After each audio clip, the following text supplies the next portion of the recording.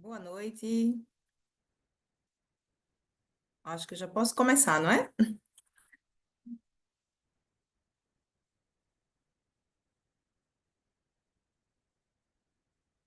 Bom, acredito que sim. Bom, gente, boa noite. Meu nome é Yaranda Barbosa e estarei com vocês no programa Uma Hora de Poesia, que era conduzido pelo saudosíssimo Rogério Generoso, que está em outro plano agora, mas eu acredito que esteja acompanhando com toda a sua poesia, não é? Que era um poeta genial, um poeta também muito generoso, como seu sobrenome já dizia. E, bom, nós vamos seguir aqui com esse programa que ele deixou para a gente como uma espécie de herança poética.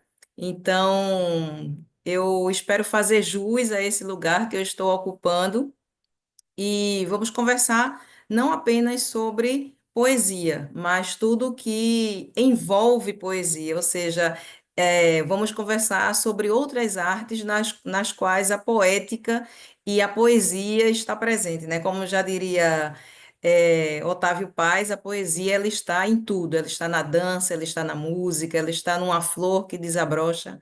Então, esse momento é bastante significativo para mim por estar conduzindo um programa de uma pessoa que eu gostava bastante, que era, como eu disse, um poeta fabuloso e que nos deixou essa herança. Então, é bastante significativo essa estreia para mim, mesmo já havendo conduzido outro programa aqui no canal. Gostaria muito de agradecer também o convite que Alexandre Santos me fez. Estou muito feliz por estar aqui. Nós nos encontraremos sempre, todas as segundas, quartas-feiras do mês. Então, sempre que chegar a segunda quarta-feira do mês, nós nos encontraremos aqui para falar sobre poesia, sobre música, sobre artes plásticas. Quer dizer, eu vou procurar trazer aqui o maior número de artistas possíveis para a gente ver como essa poesia está presente na nossa vida, né? Então, poesia não é algo distante de nós, muito pelo contrário, é algo que faz parte do nosso cotidiano. Então, muito obrigada, Alexandre, muito obrigada ao canal Arte Agora. E sim, gostaria de convidar vocês também a se inscrever aqui no canal Arte Agora, a ativar um sininho para vocês receberem as notificações e ficarem sempre por dentro, ficarem sempre atentos dos convidados e dos programas assim que eles começarem. Então, se inscreve aqui no canal, ativa o sininho e vem com a gente. Hoje eu vou conversar com uma das poetas que, como é que eu diria, mais talentosas, mais poéticas e mais incríveis que eu já eh, conheci, né, nos últimos tempos. Então, eu vou convidar a poeta Conceição Rodrigues para falar sobre o seu novo livro, Para Dançar na Cerca Elétrica. Então, gostaria também de agradecer a Conceição Rodrigues por aceitar o nosso convite e vir compartilhar um pouco da sua poesia aqui conosco, hoje no canal Arte Agora e nesse programa Uma Hora de Poesia. Então, Conceição, seja muito bem-vinda, muito obrigada por aceitar o meu convite. Já quero dizer de antemão, né, que eu amo as suas poesias, tá vindo novidade que eu vou contar quando Conceição Rodrigues entrar aqui no ar para conversar com a gente. E indico muitíssimo, sigam Conceição nas redes sociais. Eu acredito que deve estar @Cecita Rodrigues, que é assim a, que a gente trata ela, né? Cecita, de uma forma carinhosa. Então, procurem, comprem seus livros, trabalhem com os livros de Conceição na sala de aula, compartilhem, né? Na hora do jantar, na hora do almoço, na hora do café da manhã. Quer dizer, quando vocês se confraternizarem, estiverem conversando com a sua família, com alguém que você goste, fale sobre Conceição Rodrigues, porque é uma poesia assim de tirar o fôlego. Então, muito obrigada, Conceição, por aceitar o meu convite e seja muito bem-vinda aqui no programa Uma Hora de Poesia.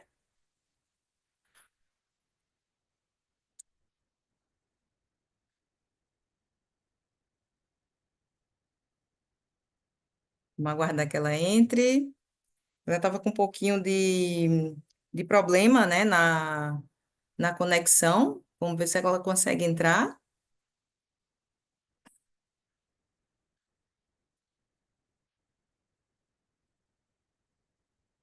Bom, enquanto eu aguardo a entrada de Cecília. Olá, olá. Entrou? Aí. Oiê, boa Boa noite, noite. Cecita. Seja muito bem-vinda. Agora sim, muito obrigada por você aceitar o meu convite. E estava falando aqui de como sua poesia é maravilhosa.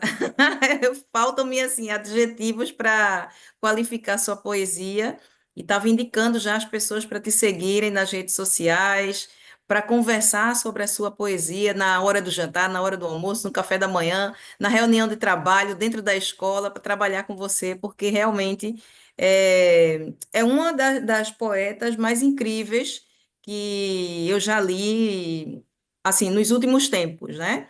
Então, é uma poesia que eu indico muito, indico também para os meus alunos, e é poesia para toda hora, gente. Então, queria já te agradecer pessoalmente por aceitar conversar aqui com a gente e compartilhar um pouco da tua poesia. Olha, Arana, em primeiro lugar, muito obrigada a você, ao canal Arte Agora, Alexandre, pela oportunidade, pelo carinho. Quero deixar aqui registrada a minha gratidão, minha admiração por você, né? Enquanto escritora aí, com toda essa efervescência, essa mulher agitadora cultural, dona da academia, dona do mundo todo. Então, sou sua admiradora, por isso a minha honra se multiplica infinitamente, porque eu lhe admiro muito. Então, para mim, é um momento assim de alegria mesmo, de felicidade, de fraternizar, não é? Entre as pessoas para quem meu espírito se curva. Então, muito obrigada. Nada, eu que agradeço. Vou ler um pouquinho aqui da tua biografia também, que acredito que seja importante. Então, Conceição Rodrigues é graduada em Letras Português e Inglês e suas literaturas, especialista em literatura brasileira pela Fafiri, mestranda, já é mestra, né? Já terminou Sim, agora sim, já. em Estudos da Linguagem. Parabéns pelo título, inclusive, pela UFRPE. Recebeu menção honrosa no terceiro Prêmio Pernambuco de Literatura, com o livro de contos Corda para Nós. Eu adoro esse duplo sentido que ela traz na poesia dela também. E no quarto Prêmio Pernambucano de Literatura, recebeu menção honrosa com o romance 323. Trabalhou como assistente de Raimundo Carreiro na oficina de criação literária da UBE, que é a União Brasileira de Escritores, organiza e participa de antologias, dá assessoria em produção textual, publicou em 2020 Molhada até os Ossos, que eu tenho aqui, foi o livro que me fez conhecer Conceição Rodrigues. O livro de poema pela editora Patuá, publicou em 2021 Os Dedos das Santas Costumam Faiscar. Tenho todo, gente. Que é esse aqui, maravilhoso também. E também pela editora Patuá. O arroba dela é arroba Cecita Rodrigues. Em 2022, foi esse aqui, que é um livro de contos, né? É a prosa, que ela também se arrisca pela prosa, que ela não é fraca, e aí Deus não acudiu ninguém. E este ano ela me sai com uma maravilha chamada Para Dançar na Cerca Elétrica, que eu vou fazer alguns comentários aqui. Tive que ler em doses homeopáticas, porque eu tinha que ler e digerindo, e ler e digerindo. É, E queria já trazer algumas novidades antes de começar com algumas perguntas. A primeira novidade é que, com essa estreia, nós iniciamos um projeto de que nós adquirimos o livro da pessoa que vem aqui, ou alguma obra da pessoa que está sendo convidada para trazer esse bate-papo, e no final do ano nós iremos realizar a doação desse material para ou alguma biblioteca pública, ou alguma biblioteca comunitária, alguma biblioteca que faça parte de um grupo de leitura, então, sempre nesse sentido de atender um público carente. Então, nós vamos reunir e no final do ano vamos ajudar uma ou duas instituições que trabalham com a promoção de leitura. Então, essa é a primeira novidade. A segunda novidade, que é mais específica, é que, a partir da leitura de Para Dançar na Cerca Elétrica, já está em produção um artigo acadêmico no qual haverá uma análise comparativa entre Conceição Rodrigues e Virgínia Brindes de Salas, que é uma poeta, foi uma poeta uruguaia, e que traz, e aí sim já vou começar, né,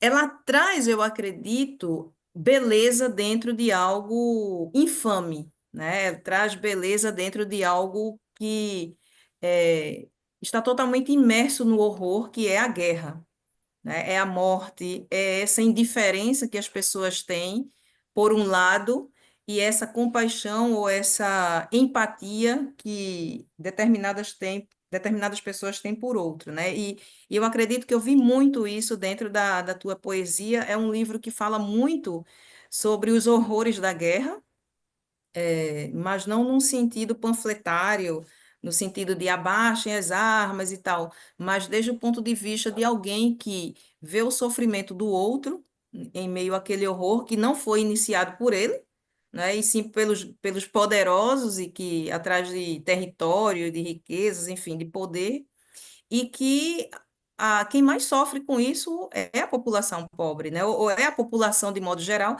mas a gente sabe que a população mais pobre sofre com isso. E como também eu gosto muito dessa visão das mulheres sobre a guerra, que é diferente. A gente sabe que é diferente. Quando você lê algo escrito por homens sobre a guerra e algo escrito por mulheres sobre a guerra, as visões são diferentes. É, então, eu gostaria que você falasse um pouco, né, desse livro que nos bombardeia também, e a gente sai da leitura desse livro cheia de estilhaços. Acredito que seria por esse caminho. Então, são essas duas novidades que eu queria trazer, que é a doação dos livros no final do ano e a produção desse artigo que eu vou fazer entre você e Virgínia Brindes de Salas, que, na minha opinião, é também uma mulher extremamente sensível, uma mulher inteligentíssima e também extremamente intelectual, e que traz muitas referências, como você traz dentro do livro, sobre, desde o ponto de vista filosófico, desde o ponto de vista histórico, geográfico, e transforma o horror em poesia. Então, eu queria que você me falasse um pouco sobre essa temática desse livro ou uma das temáticas desse livro, que é essa questão bélica.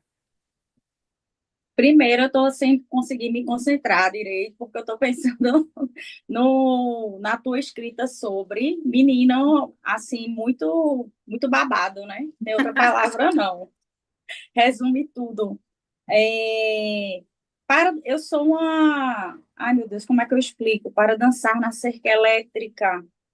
Ele é um livro que fala das guerras, né? De maneira geral, mas de um olhar também que é meio, que é subjetivo também, é meu, né? É, da, da, da indiferença, amor, eu acho que todos os meus livros falam um pouco disso, de querer futucar o outro. Olha, tu não tá vendo que tá rolando isso aqui, não. Isso aqui não te fere, isso aqui não te incomoda, né? Mas de uma maneira assim muito, como é que eu posso dizer? Lógico que tem os culpados, tem os donos do poder que causam isso, tem os maiores interessados, tem os que vão lucrar e tem os indiferentes, que assim, talvez eles não vão lucrar nada com isso, talvez não vão perder nada com isso, mas são indiferentes, né? E a indiferença com relação à nossa existência humana é magnífica e terrível, né? Isso aí me toma de uma maneira inexplicável, né?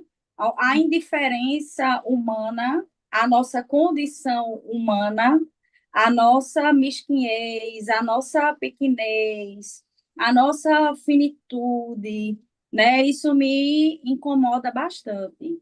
É tanto que tem um trechinho do livro que eu acho que tem assim, das cláusulas mínimas do contrato, que tem assim, eles são maus, nós também. E em letras bem pequenininhas assim, porque não existe só um lado mau.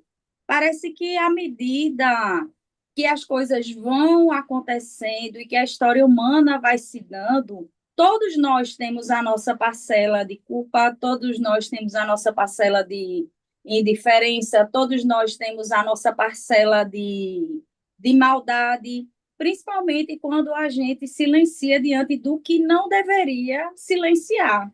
E eu entendo também esse lado nosso humano também de não querer encarar a dor e de não querer pensar, porque querer encarar a dor dói e querer pensar dói. Por isso que eu brinquei dentro do possível o meu carnaval. Porque também se eu for ficar pensando, pensando, pensando, sofrendo, sofrendo, querendo resolver, querendo escrever ainda por cima, querendo encontrar a palavra certa para dizer o que eu gostaria de expressar, pronto, minha filha, pode me internar, não falta muito, na verdade, né, para isso, mas assim, chega um ponto que se mergulha, mergulha, mergulha e não sai para dar um respiro do que é esse mundo, né? A gente enlouquece de verdade.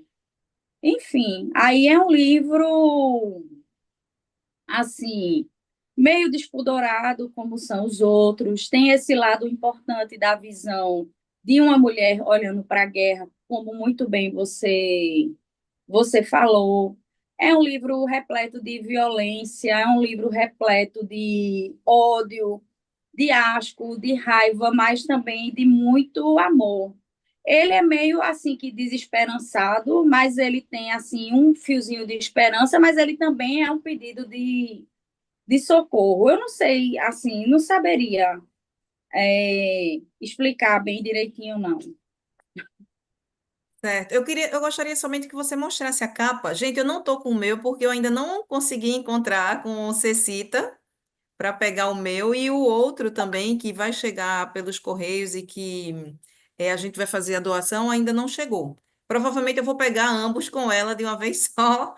E é uma capa linda que tem tudo a ver, né? Quando vocês lerem, vocês vão observar que cada elemento que está na capa está diluído assim ao longo dos poemas. Então, cada um desses elementos daí vocês vão encontrar uma referência nos poemas, tá? E aí também algo que me chamou bastante a atenção foi essa fala, né, que você trouxe, que é claro, eu não posso ficar também somente inserida nesse momento, porque senão eu vou enlouquecer, né? Então, claro que a gente precisa dar esse respiro. E eu lembrei de uma frase ou de uma recomendação assim que Schopenhauer traz, que para você sair desse abismo, né, ou desse mar de lama e sangue em que você se encontra, existem dois caminhos. Ou você vai para o caminho religioso, místico, desde o ponto de vista místico, ou você vai para a arte, né? Que é a arte que vai te salvar. É a partir dessa contemplação artística que você vai esquecer desses problemas e você vai conseguir ter esse respiro. Então, você tem que primeiro contemplar, a partir dessa contemplação, você raciocina sobre aquilo e você procura uma saída. Então, é contemplação e ação, que eu acredito que isso esteja também muito presente na tua poesia. Você contempla e você age a partir do momento em que você traz toda essa sua indignação. E o carnaval não deixa de ser arte também, né? É uma representação artística e cultural muito grande. E a gente precisa desse respiro para enfrentar todas essas adversidades e todos esses bombardeios que a gente recebe do mundo, que não são poucos, não. Então, acredito que tua poesia traz muito disso também, sabe? De que existe indignação, mas ao mesmo tempo existe beleza. E que a gente precisa se agarrar nessa beleza para a gente ter esperança e sair desse caos. Que a guerra não é nada mais, nada menos do que um grande caos, né, em que a gente está metido.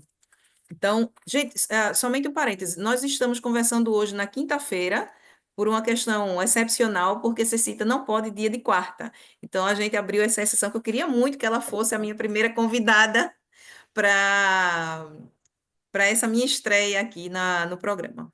Bom, eu queria que você falasse um pouquinho da capa, antes de a gente adentrar mesmo no conteúdo e eu ler alguns poemas que eu selecionei aqui, que você falasse um pouco da capa, do design gráfico, se você deu muito pitaco, se não deu pitaco. A capa é de um rapaz chamado Romil.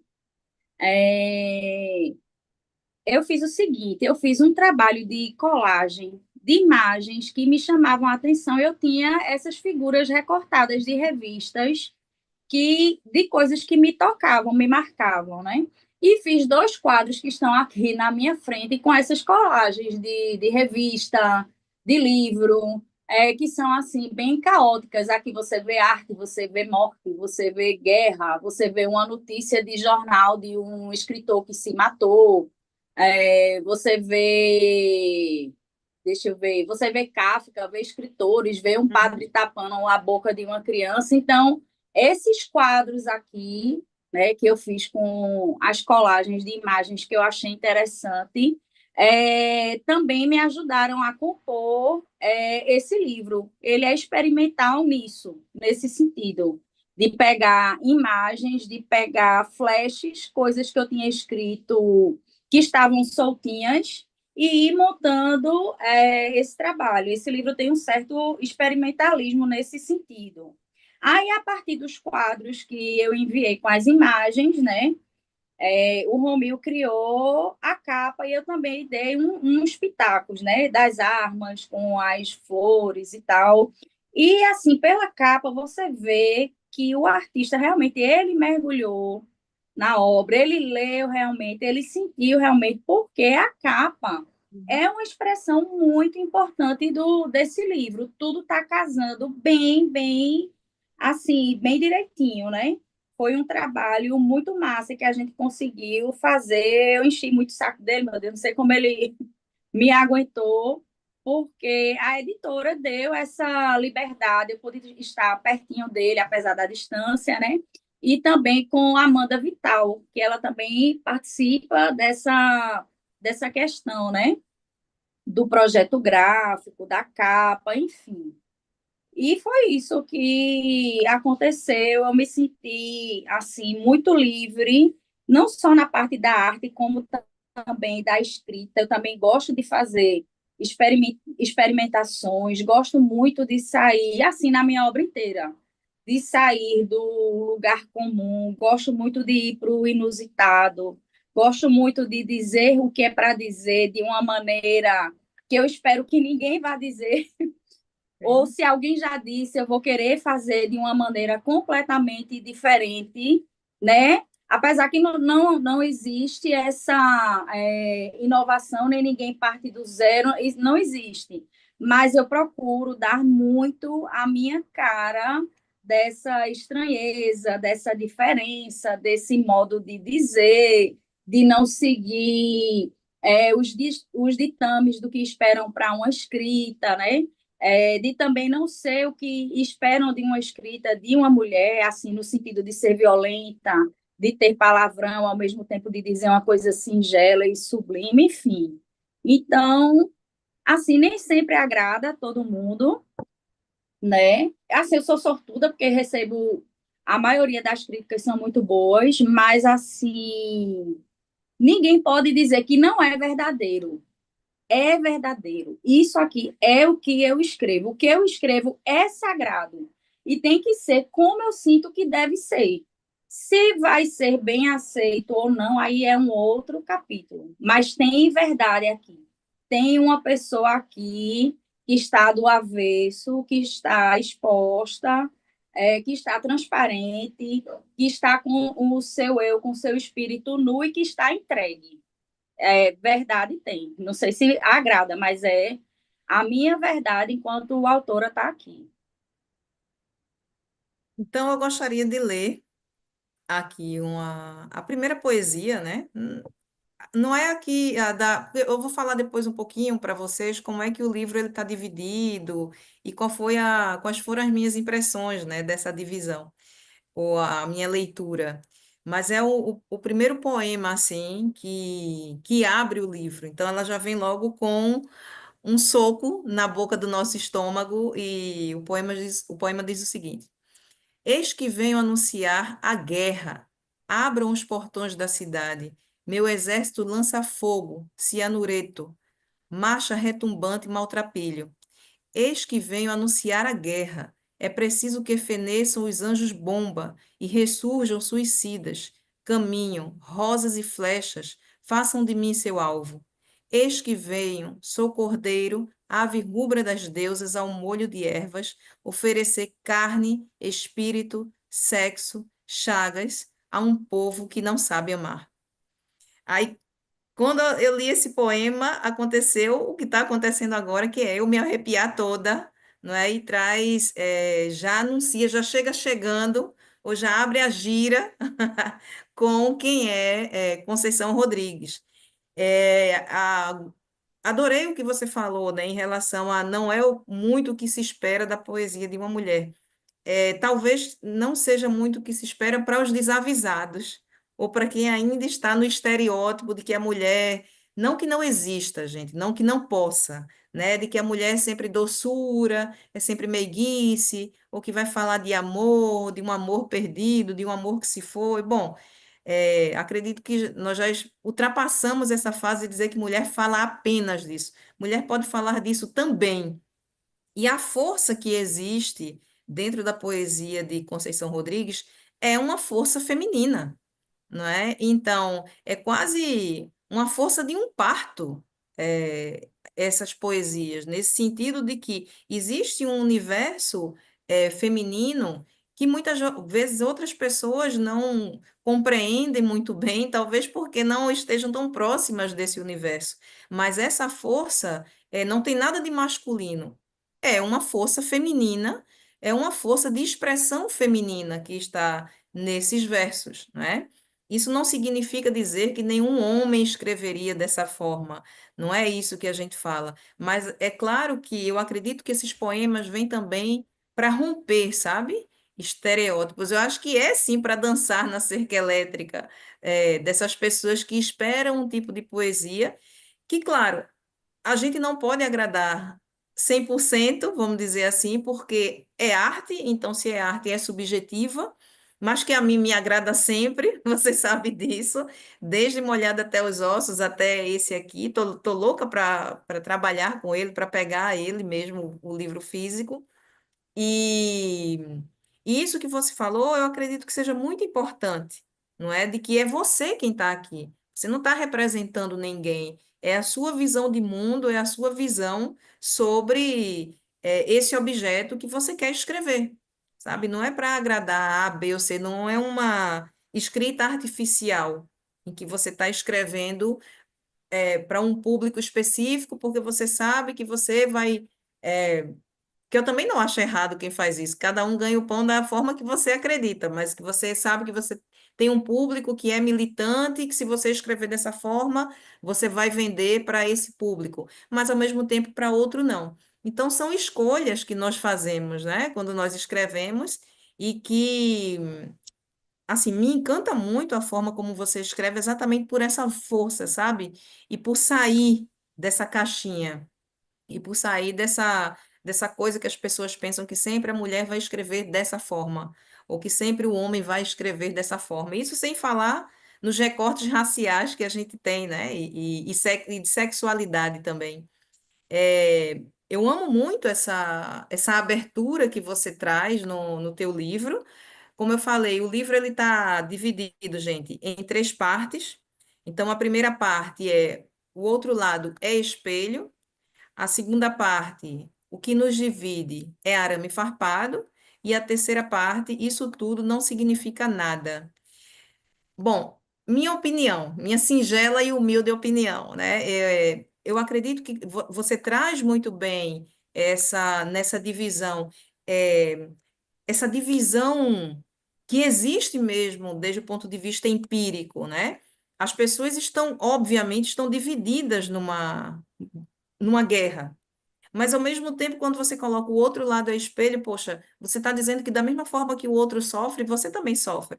Da mesma forma que eu estou levando bomba, o outro também está levando bomba. Da mesma forma que o meu lado quer poder, quer expandir território e está matando, o outro está fazendo a mesma coisa. Então, casa perfeitamente com o que você disse no começo, né? Não existe essa visão maniqueísta. Esse é bonzinho e esse é mau, né? Que a gente muitas vezes está muito acostumada a ter em filmes, o vilão e o bandido, né?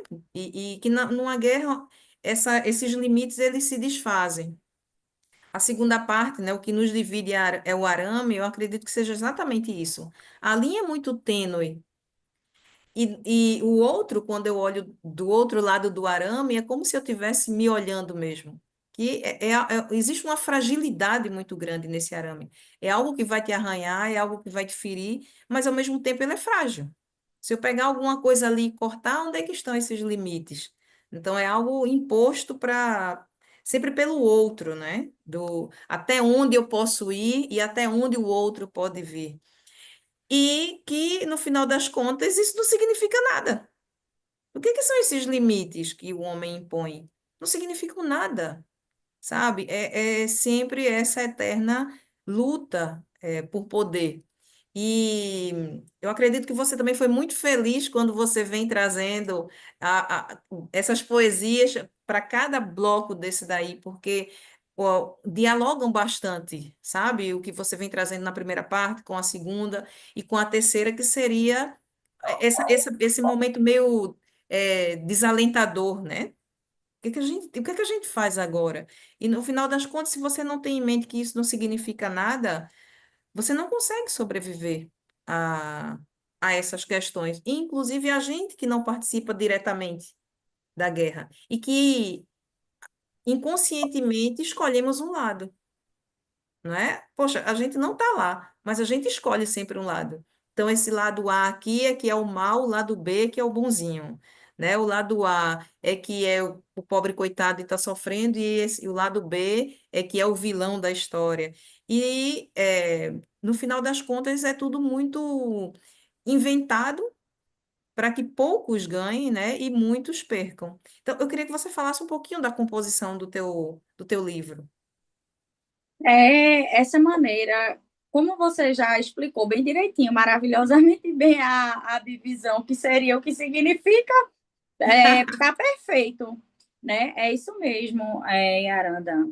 É, eu dividi de, a- de acordo com cada momento do livro, né? Traz o sentimento correspondente, né? E no final, realmente, é esse desalento.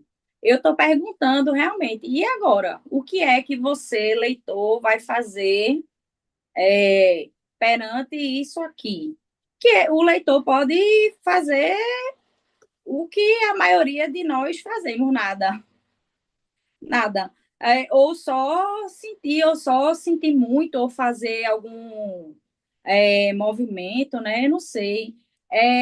Na verdade, o que eu procurei com esse livro foi me salvar esteticamente de lavar as mãos, sabe? Eu acho que meus livros têm muito isso, me salvar através da arte esteticamente, dizendo de uma maneira que foi burilada e trabalhada à exaustão. Eu trabalho à exaustão.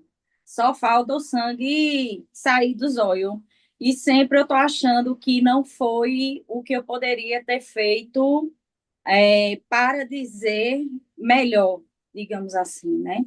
Mas esse livro é mais uma forma de lavar as minhas mãos diante do mundo esteticamente, mesmo sabendo que o meu livro para a humanidade é absolutamente irrelevante, que a minha palavra é irrelevante, que isto que eu estou fazendo é irrelevante, que eu vou colher disso para melhorar talvez eu possa fazer um ou outro pensar melhor sobre isso, ou desabrochar algo no leitor, ou incomodar. Eu gosto muito de incomodar. Eu nasci para incomodar. Eu nasci para dizer o que ninguém quer ouvir. E quanto mais as pessoas não querem ouvir, mais eu vou dizer. Quanto mais as pessoas quiserem dizer que o mundo é lindo e que nós somos maravilhosos e que eu sou uma pessoa muito boa e que Deus está no comando e que Deus está comigo, mas eu vou dizer que não é bem assim. Mas eu sei, eu tenho total ciência da minha completa irrelevância. Mas, por outro lado, eu vejo uma maneira também de me perdoar por não fazer o que eu gostaria, né?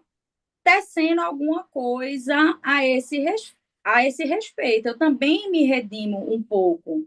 Essa guerra não é só as guerras que vêm acontecendo ao longo dos séculos, as colonizações ou o apocalipse, ou um que quer exercer seu poder sobre o outro, ou um ser humano que quer impingir no outro a sua maneira de pensar, ou a sua religião, ou a sua maneira de ver a afetividade. Não, não é só isso. É uma guerra minha também.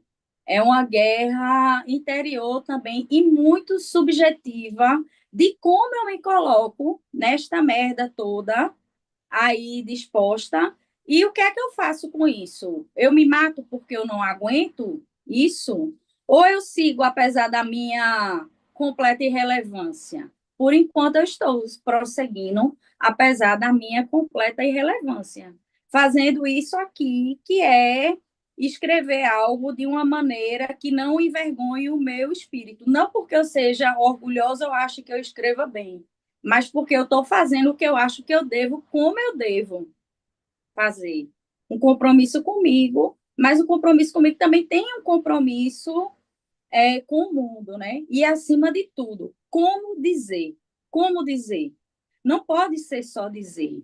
Tem que ser como dizer essa coisa. Eu sou uma pessoa absolutamente esteta em tudo. Não tenho como dizer que eu não sou. Quem me conhecer já sabe. Eu sou uma pessoa extremamente vaidosa, uma perua, eu gosto. E isso se reflete, eu acho que isso vem primeiro da minha escrita e depois sai refletindo nos outros campos da minha vida. Porque na minha escrita eu sou completamente obcecada, louca, perturbada, tudo, porque eu quero fazer o melhor possível com a palavra e com o que esse sentimento representado através da palavra pode fazer, ou pode ser genuíno, ou pode ser expresso de uma maneira que talvez poucas pessoas, como você, por exemplo, que é uma grande intelectual, não sei o quê, tem um outro olhar, vá aprender, e outros talvez não, e outras pessoas assim, mais simples, que não tem, por exemplo, o arcabouço que você tem, que é uma doutora, que é uma mulher que entende literatura profundamente, mas talvez uma pessoa que não teve acesso a nada disso, chega lá e aquilo toca nela profundamente, e ela tem uma sabedoria que ela poderia até dizer melhor que eu, que me Sim. esforcei tanto nisso, né? Então, Yaranda, eu acho que é tudo muito complexo, é tudo muito é, difícil, ao mesmo tempo em que é tudo muito simples, e é muito visceral, e ao mesmo tempo é altamente trabalhado, altamente burilado, altamente feito. Então, eu não sei nem o que dizer diante da minha doidice. Todos que estão assistindo estão percebendo que eu sou doida, né? Não, Ou que vão assistir.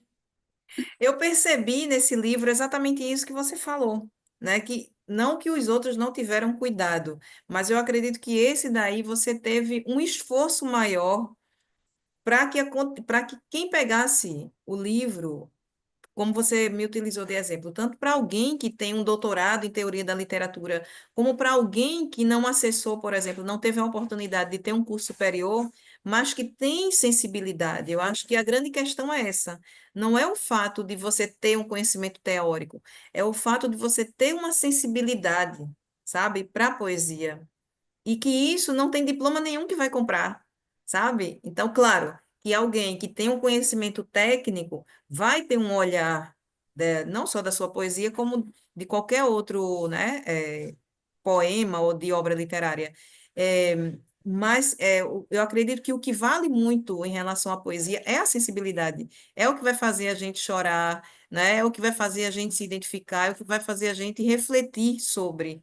E tem uma poesia que ainda está na primeira parte, que eu gosto muito, que é também algo que fala de perdas, né? Que fala de amor, mas de um amor que se perdeu por conta de uma estupidez, dessa estupidez humana, que é a guerra, que se chama A Mulher que Amei. E diz: A mulher que amei cheira a coisa doce, a borracha queimada, desliza gordura na terra do fogo laranja e azul. A mulher que amei, tesouro íntimo, é contorcionista nas labaredas, delicado assombro, enterra segredos em minha cara, desenterra verdades em minha pele, se liberta pelo gás metano. Esse foi um dos poemas que eu disse a você, né? Eu disse, espera aí que eu estou lendo ele de pouquinho em pouquinho, porque é desse que você vem lendo e você vem parando. Ou seja, eu fiquei imaginando essa pessoa, claro que você traz a figura da mulher, né, para falar dessa questão do amor, mas ao mesmo tempo da perda. E eu fiquei imaginando como seria eu ver alguém que eu amo tá sendo queimado vivo, né? Cheira a coisa doce, porque é exatamente essa carne que está sendo queimada, essa desliza gordura. E você, eu gosto muito também no seu poema, nesse livro especificamente, é como você trabalha a construção das imagens. Eu acredito que foi isso que me pegou quando eu li. Foi aqui que ela trabalhou.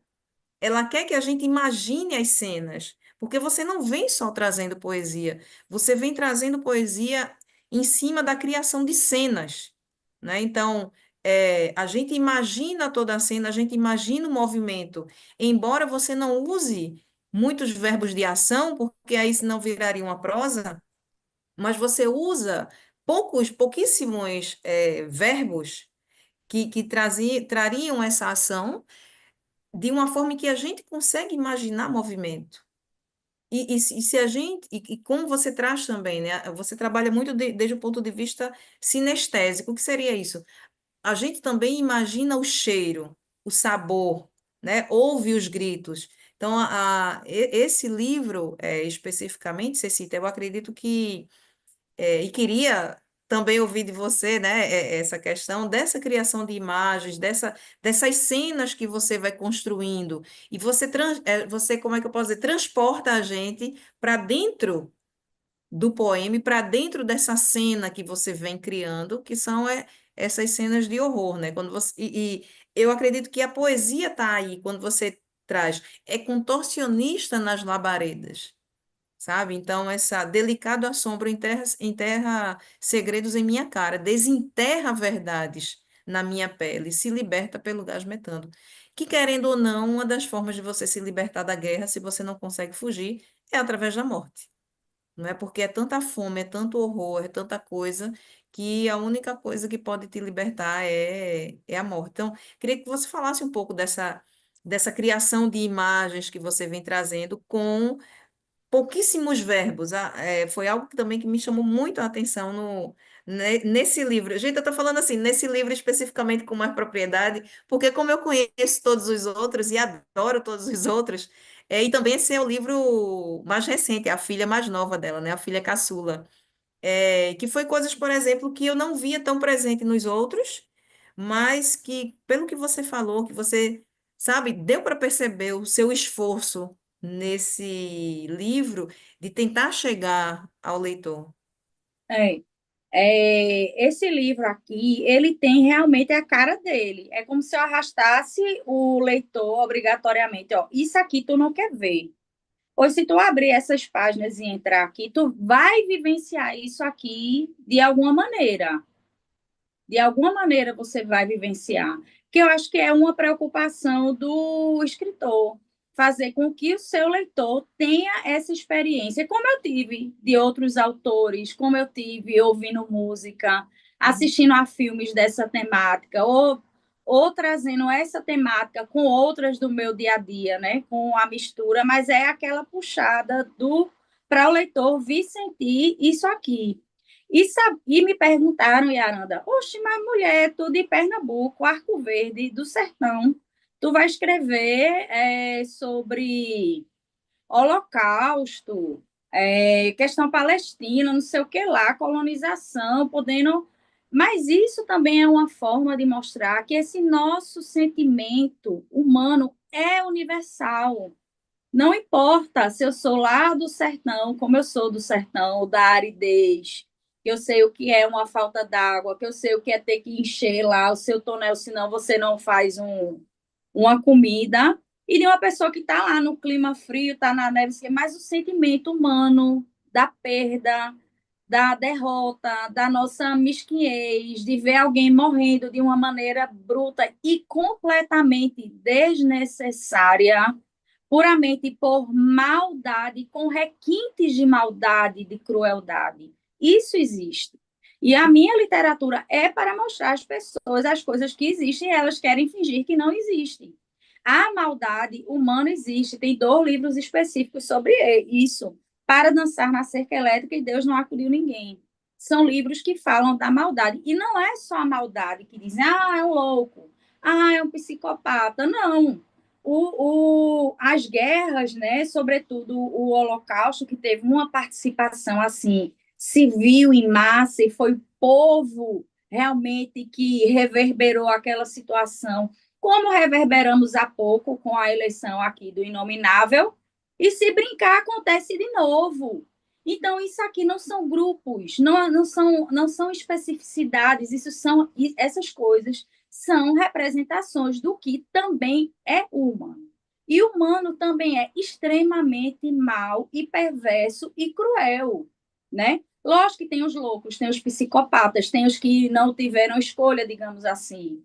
Mas teve, sobretomando o Holocausto, só como exemplo, né? Porque tem de várias guerras aqui, colonização, enfim, de pessoas que participaram e de pessoas que reverberaram no seu corpo em êxtase e em alegria nesses requintes de maldade, de crueldade, porque foram situações assim, limite de você colocar o outro ser humano para ser queimado, de você pegar os ossos de outro ser humano e colocar em adubo para o teu jardim, de você tirar os cabelos daquelas pessoas, de você entrar na casa, roubar aquela casa, levar o que é do outro na cara dura e se apropriar e dizer que eu, sabe, assim é coisa demais para mim, né? Coisa demais para lidar. Então, realmente, eu achei que a poesia seria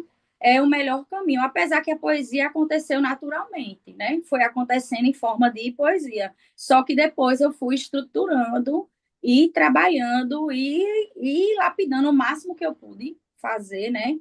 Para realmente trazer o leitor para essa situação, para ele vivenciar. Se ele estiver de coração aberto assim, realmente se entregar, ele vai vivenciar tudo isso aqui. E eu acho importante que a gente vivencie as dores que, entre aspas, não são nossas, né? Porque isso aqui, guerra, é uma derrota e é um atestado nosso de humanidade, de incapacidade de conviver, de amar. Nós somos seres, sem generalizar, né? Nós somos seres incapacitados para amar e para nos amar, até eu acho, a gente vê aí, né? Hoje há pelo menos mais de 50 conflitos armados no mundo. A gente está destruindo o planeta, né? As questões climáticas que são super urgentes, a galera não está nem aí, né? A gente não sabe se vai morrer primeiro é de guerra, se é de vaidade do Trump ou é do Putin, ou se o planeta vai derreter e vai acontecer como Ailton Krenak falou, né? Que a gente vai derreter no asfalto como se fosse lesma.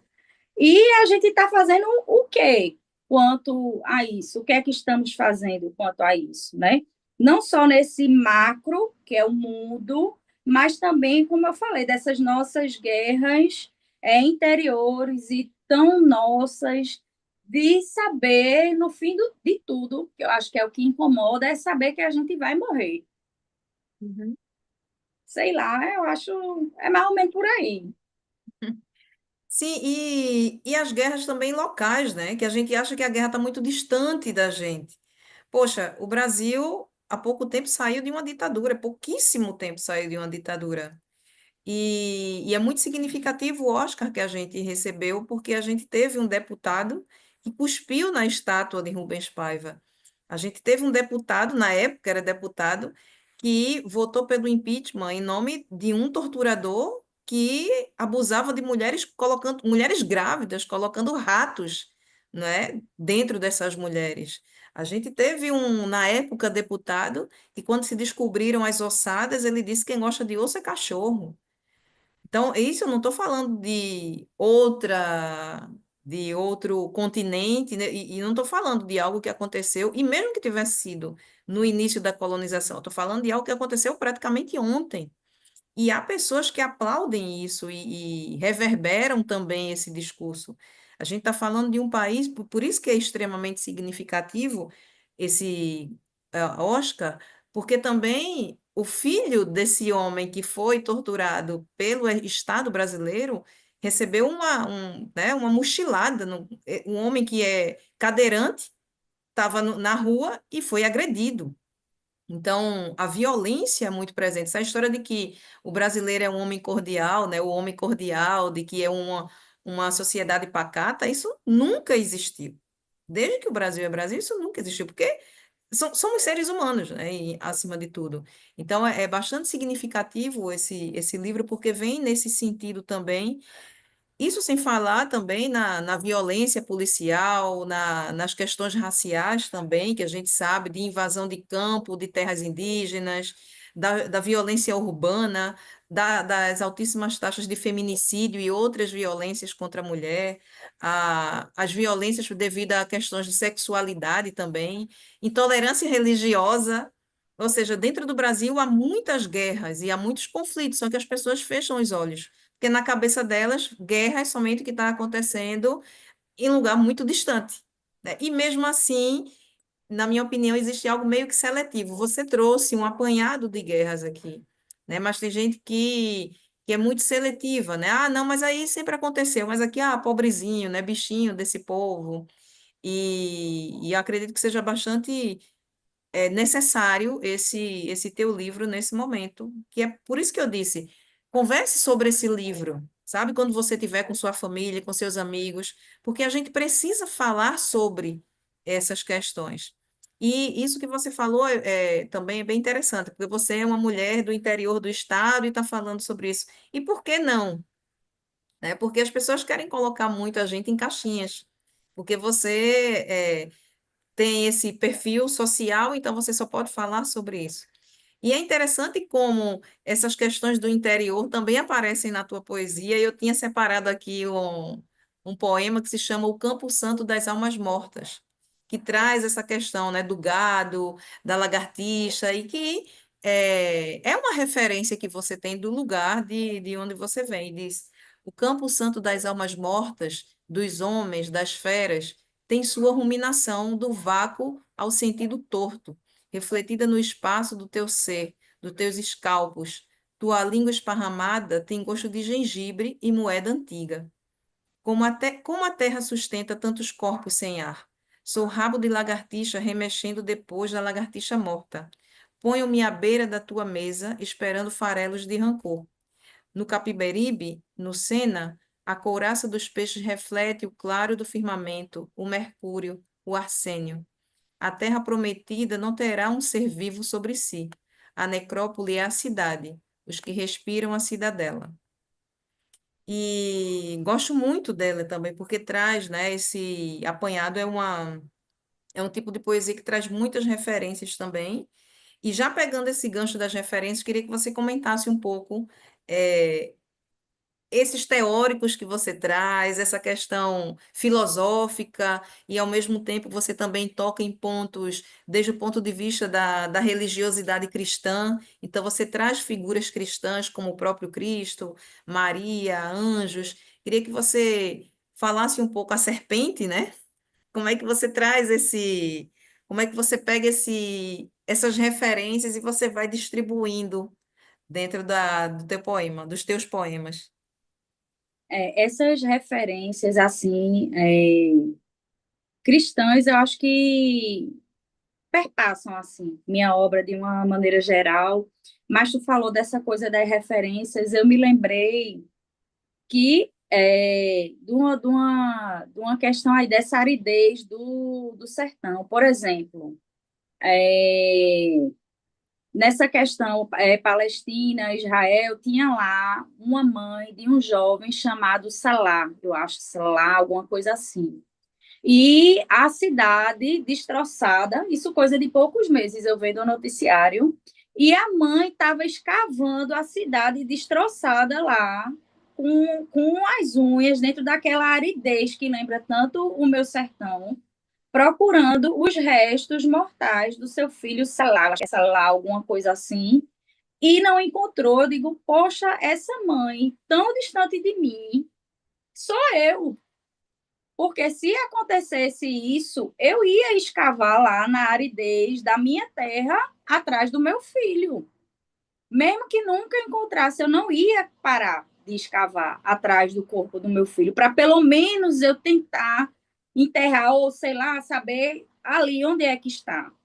Então, é essa coisa, né, que a gente estava comentando, não importa onde eu estou no mundo, eu sou humano, eu tenho muita dificuldade, Aranda, em me colocar. Eu sou daqui, eu sou uma mulher pernambucana, eu sou do sertão, eu sou suburbana, eu venho de uma família pobre, eu tenho, por outro lado, eu tenho meus privilégios, eu sou uma pessoa branca, né? Então eu tenho os meus, o que não me ajudou tanto, e tenho coisas que me ajudaram, digamos assim. Mas, assim, eu não consigo me colocar num território. Eu tenho uma dificuldade extrema que eu vejo muitos artistas conseguem, né, se colocar no seu. Eu não me vejo com um território. Eu sou essa mulher lá do Portal do Sertão, que meu pai é de lá, que não se chamava nem Arco Verde, é Olho d'Água. Meu primeiro livro se chama Sertão, é um romance de 30 anos atrás. Eu sou essa mulher do sertão, mas eu também sou essa outra mulher de uma cultura que me é tão distante. Eu não consigo ter essa. Lógico que eu tenho minhas referências, mas eu não consigo ter essa demarcação territorial. Eu acho que eu tenho um olhar, um sentido, um sentimento muito mundo e muito fora do mundo, de outros planetas, de mar, do infinito de possibilidades que pode ser a vida de coisas que a gente desconhece. E às vezes eu me sinto tão estrangeira, não só no mundo, como em mim mesma. Eu não tem momentos que eu não me sinto pertencente a lugar nenhum. E tem momentos que eu me sinto todos, mas para mim é muito difícil essa questão de ter um território, de ter aquela marca daquele lugar. Porque eu me sinto de todo canto, mas ao mesmo tempo eu me sinto de lugar nenhum. Porque eu também não consigo encontrar na minha subjetividade, no meu espírito, um canto para dizer, poxa, aqui o meu espírito descansa. Porque o meu espírito não descansa. Aqui é o meu lugar, porque o meu lugar é mais dentro de mim quando eu estou conseguindo estar dentro de mim, porque tem tempo que eu estou até me expulsando. Nem eu quero ser meu território. E eu não sei para onde eu vá.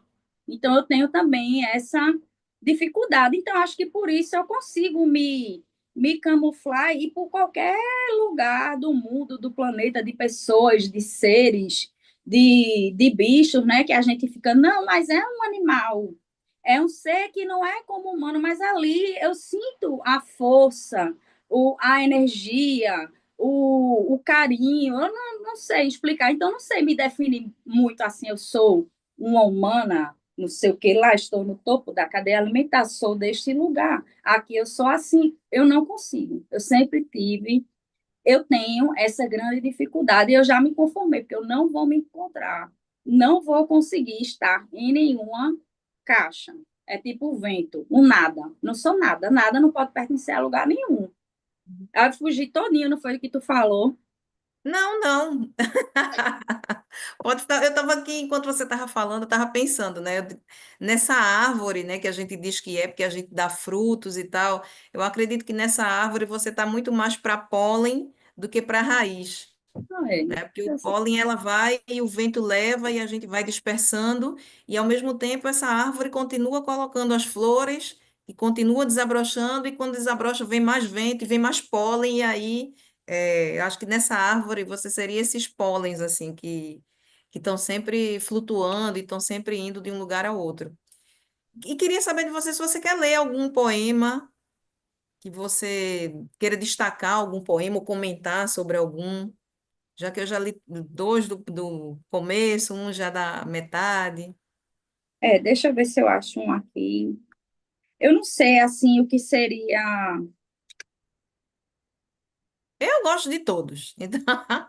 Então, mas aí, como não sei se a grande maioria conhece, seria interessante a gente sair saltando um pouquinho do começo, do meio, do fim. Eu não li nenhum do fim, li dois do começo e um do meio. Pronto, então eu vou ler um do final, da última parte, isso tudo não significa nada, que é a perspectiva de janelas que estão assistindo o horror da guerra, né? Então, não são pessoas que estão assistindo, é a perspectiva de um ser inanimado que vai estar lá, mas que é uma testemunha que nunca vai dizer sua perspectiva, né? Algumas janelas assistem, um, as árvores que balançam em estalos, de quando a madeira se curva, a supremacia do vento. São plateia aos pássaros cordiais, aos bichos que voam e rastejam. 2. Outras janelas assistem, impassíveis, ao alvorecer das nuvens arroxeadas. A luz morre sem vaidades, silenciosa, magnífica. Não importa se à noite fuzilaram crianças. 3. Algumas janelas assistem bandeiras rasgadas e passos sumirem no horizonte. Uhum. Pronto. Bom, o que falar dessa poesia, né? Eu não tenho nem. Agora foi eu que fiquei sem palavras. É, esse livro também ele traz uma contribuição de Lorival Holanda, né? Que é uma pessoa que eu admiro muito também. E os elogios, né, que ele traz são muito bem fundamentados dentro, da tua poesia. Queria que você comentasse um pouquinho sobre também o pós-fácil de Lorival. Como foi que chegou até você? Menina, pense numa honra assim gigante, incrível. Eu admiro o Lorival há muitos e muitos anos. Eu acho ele um dos maiores intelectuais do nosso país, quem sabe do mundo, né? Uhum. Porque ele é assim de uma sabedoria, é um negócio que ultrapassa a inteligência e o conhecimento comum, como a gente entende o conhecimento e o saber. Ele ultrapassa tudo isso. Então, para mim, ele é um ser que não se enquadraria no que é humano. Ele é uma divindade. Eu fiz um poema para ele em Os Dedos das Santas. Eu amo como quem ama um santo, porque Lorival é uma pessoa assim indescritível. É um intelectual que não tem como você encaixar. E para completar, não bastasse tudo isso, ele é uma pessoa de uma simplicidade, de uma delicadeza, de eu não sei, sabe? E ter o nome desse homem de alguma maneira ligado à minha história é uma coisa que eu guardo com muito, muito carinho, porque eu admiro ele demais. E a simplicidade, eu não sei descrever, eu acho ele um ser assim grandioso. Eu não consigo nem dizer um ser humano grandioso, porque ele está além de tudo isso, né? Está além. Ele é um. Eu não sei, será que Lorival é humano, hein? É algum ser que está aí no meio da gente e a gente não sabe? Não sei, eu acho ele fantástico, né? E assim, desde o primeiro livro, que eu mando os exemplares para ele, né?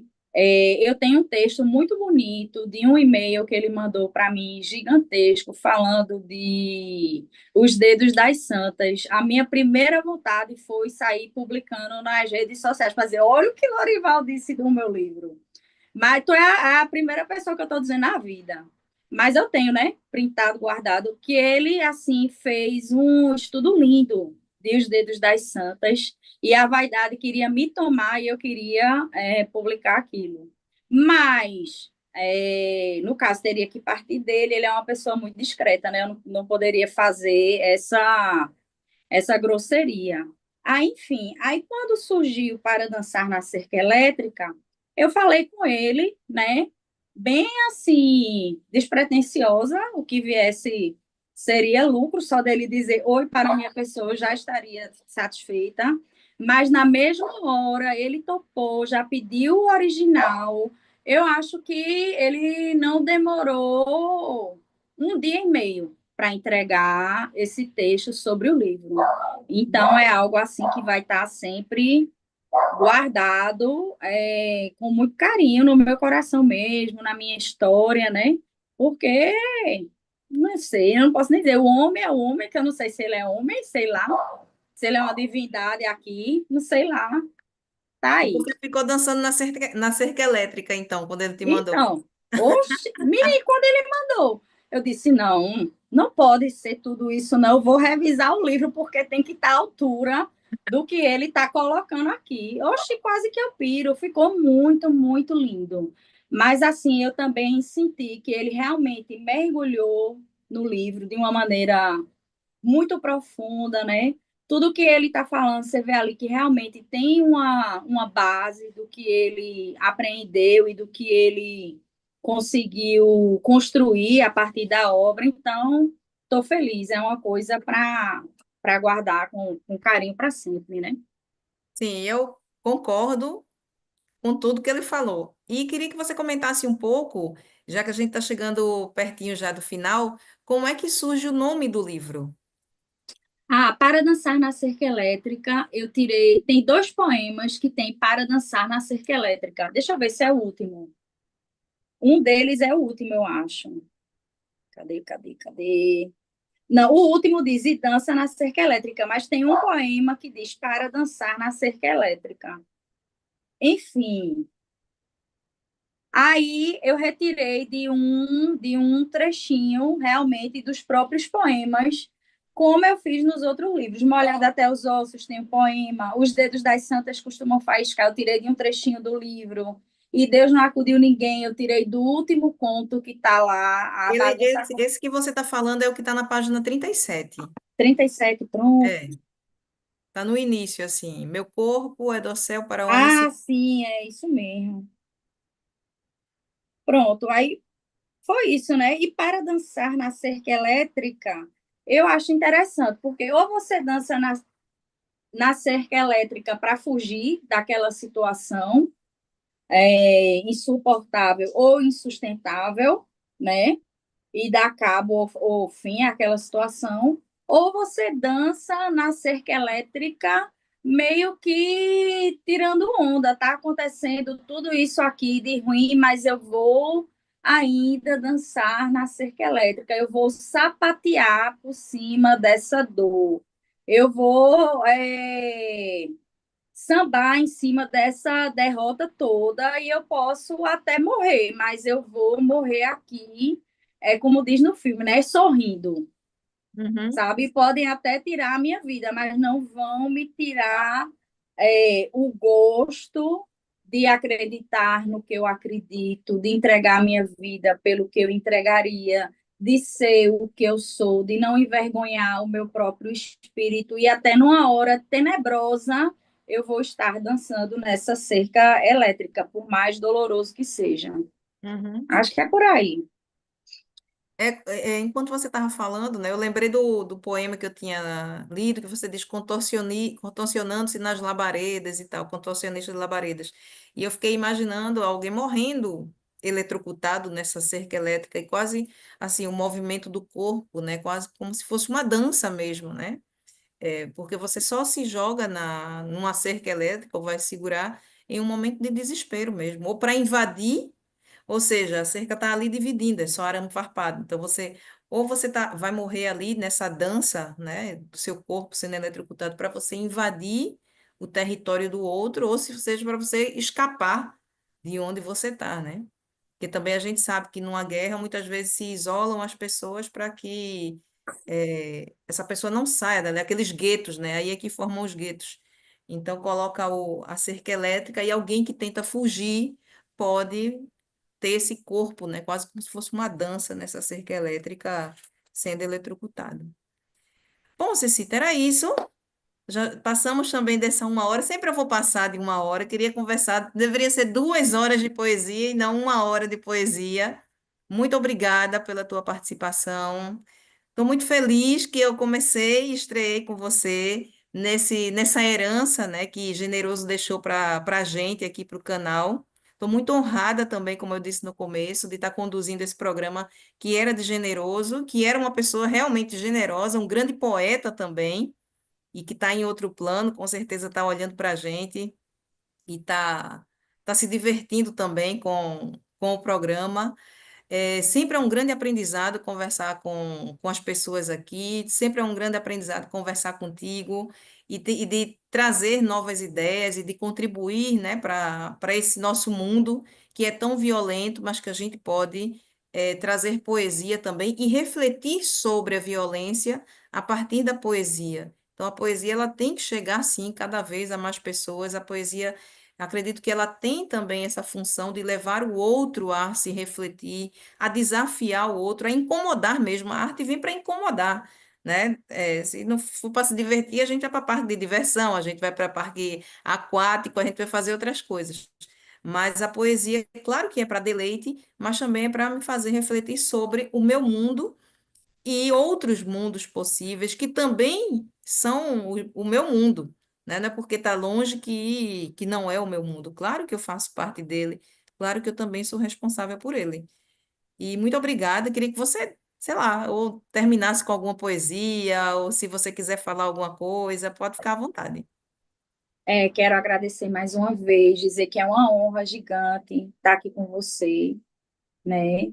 É, que bom que você está à frente do programa, vai trazer muita coisa bacana, é, falando não só desse ponto de vista artístico, mas também do ponto de vista humano, social, cidadão, enfim, eu acho que é tudo, né? Então, essa palavra realmente de gratidão, de me sentir assim, extremamente honrada, extremamente grata e também sortuda pelos nossos caminhos terem se cruzado, né? Então, para mim, é uma honra e também é uma sorte muito grande. Eu queria terminar lendo o poema, que é bem pequenininho, é o último poema do livro. Tá, só te interrompendo um pouquinho. As pessoas te seguem no @Cecita Rodrigues. E se ainda tem livro, como é que as pessoas fazem para comprar teu livro? Pronto, pode comprar o livro ou comigo, me chama lá no Insta, @Cecita Rodrigues. Se não estiver em Recife, região metropolitana, pode adquirir no site da editora Patuá. Além do site da editora Patuá, também está disponível na Amazon. E é isso, qualquer coisa me chame. Quem quiser o livro, eu dou um jeito do livro chegar a quem desejar. Mas quem mora fora da região metropolitana do Recife, em outro estado e tal, mas quiser comprar autografado de você, você manda pelos correios também? Pode Mando, acontecer isso? mando sim, pode sim. Se quiser com autógrafo, com aquele carinho, pode pedir que eu mando para qualquer lugar desse Brasilzão nosso. Ok. Pronto, deixa eu ver se eu acho aqui. Achei, é o último. Se chama Três Mulheres de Saias Listradas. É o último poema. E eu acho que ele, de certa maneira, ele traz uma lembrança, né? Porque fala de mulher e fala de saia, de molhada até os ossos. Aí depois foi que eu lembrei disso, mas enfim, né? Três mulheres de saias listradas dançam no gelo e no fogo. Birkenau, Dachau, Treblinka. Uma baila nas salas torturantes, outra brinca na roleta russa. A última quer fazer ginástica e tomar banho de sol. Birkenau, Dachau, Treblinka. Uma queima peles e couros, outra tosquia ovelhas e quer inaugurar um circo amador de pulgas. A terceira conta estrelas e dança na cerca elétrica. Yes. Bom, mais uma vez, muito obrigada, Alexandre, pelo convite. Sempre nos encontraremos todas as segundas, quarta-feira do mês. Então, hoje foi excepcionalmente por conta da agenda de Cecita, mas em abril estaremos aqui na segunda quarta-feira do mês com mais um convidado. Fiquem atentos às redes sociais de Cecita, as minhas redes sociais também, @Yaranda Barbosa a rede social também do canal Arte Agora. Se inscrevam, ativam o sininho, porque quanto mais gente no canal, mais o canal fica fortalecido e mais também a gente vê se consegue trazer uns patrocinadores para esse canal, porque é importante ter patrocínio. Então, vamos lá, gente, se inscrever e, claro, né, desde o ponto de vista do aprendizado mais importante ainda. Então, estejam com a gente. Bom final de semana já, que amanhã já é sexta-feira. Já todo mundo ressacado do carnaval, que eu adoro. Brinquei muito também. E é isso. Muito obrigada. Boa noite. E comprem o livro de Cecita, que tá nota 1000. Então é isso, gente. Muito obrigada e até o próximo mês. Tchauzinho.